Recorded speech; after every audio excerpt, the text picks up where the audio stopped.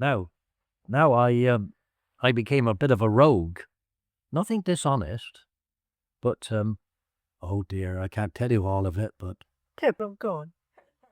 well, I eventually became a van driver on the post office, you see, and one of my areas was up the Gloucester Road into Upper Swainsway, and then over to Woolly, Chalcombe, and up to Lansdowne Trunk Exchange, you see. Now, of course, I'm a keen gardener, and going along Woolly Lane one morning, there's piles of manure in the yard. See? Is this all right? Of course, yes.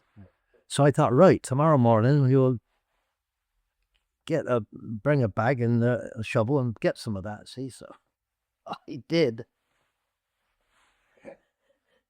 And while I'm doing this, one of the villagers, John Strong, came.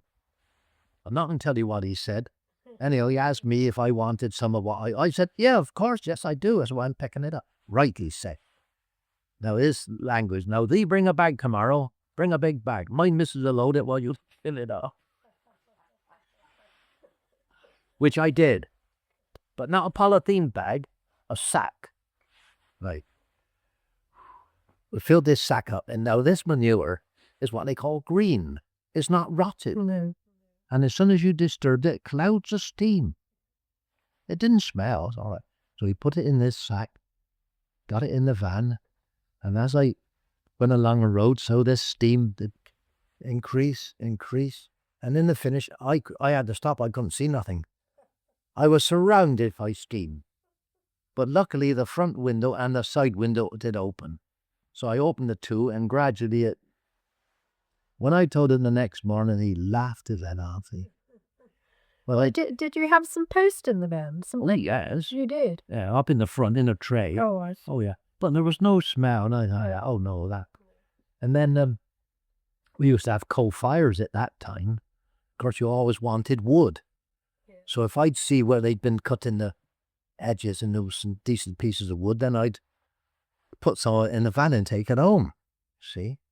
And also, if you see where they'd been cutting hedges and then put it in a great heap and burnt it, it was left with wood ash, which is one of the finest things you can put for carrots, onions, and so on.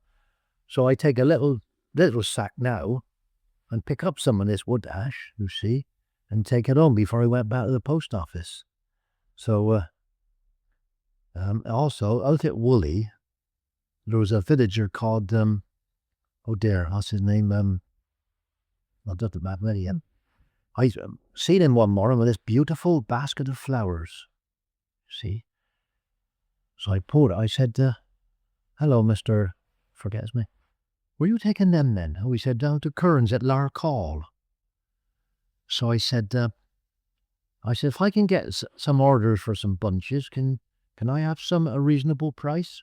Yes, Star, that was his name, Star. So when I went at the Trunk Exchange, I knew there was lots of girls there. So I said to the supervisor, I said, if I bring some bunches of flowers on Friday, do you think your girls would be interested? She said, I know they would. So the following day, I told Mr. Star, I said, right, put up a dozen bunches then. So I put a mail bag on the floor and this lovely dozen bunches, paid him what he wanted, took him out to the Trunk Exchange, and they paid me what I wanted. See, so I did that every third week.